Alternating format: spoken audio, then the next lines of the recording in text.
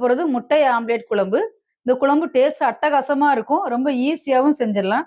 முட்டைய நீங்க வந்து உடைச்சு ஊத்தி குழம்பு செய்யறத விட, ஆம்லேட் செஞ்சு குழம்புல போட்டீங்கன்னா டேஸ்ட் அட்டகாசமா இருக்கும். அது நம்ம குழம்புல ஊறி எடுத்து சாப்பிடுறதுக்கு அவ்வளோ ஒரு ருசியா இருக்கும். வாங்க இன்னைக்கு முட்டை ஆம்லேட் குழம்பு எப்படி செய்யறதுன்னு பார்க்கலாம். முட்டை ஆம்லேட் குழம்பு செய்யறதுக்கு தேவையான பொருட்கள் என்னன்னு பார்த்துடலாம். இந்த குழம்புக்கு முதல்ல வந்து அரைக்கிறதுக்கு தேவையான பொருட்கள் எல்லாத்தையும் நம்ம அரைச்சிடலாம். 5 பல் பூண்டு, சின்ன துண்டு 2 இஞ்சி, 5 முந்திரி பருப்பு, 1/2 ஸ்பூன் சோம்பு, 1 பட்டை, 4 கிராம்பு, 2 பெரிய வெங்காயம் எடுத்து வச்சிருக்கிறேன். இது எல்லாத்தையும் சேர்த்து நல்லா நைஸா அரைச்சு எடுத்து வந்துடலாம். அதே மாதிரி 2 பெரிய தக்காளி எடுத்து வச்சிருக்கிறேன். அதையும் நைஸ் பேஸ்டா அரைச்சு எடுத்துக்கலாம். இப்போ வெங்காயம், இஞ்சி, பூண்டு எல்லாமே அரைச்சு எடுத்துட்டு வந்தாச்சு. தக்காளியையும் நைஸ் பேஸ்டா அரைச்சு எடுத்துட்டு வந்தாச்சு.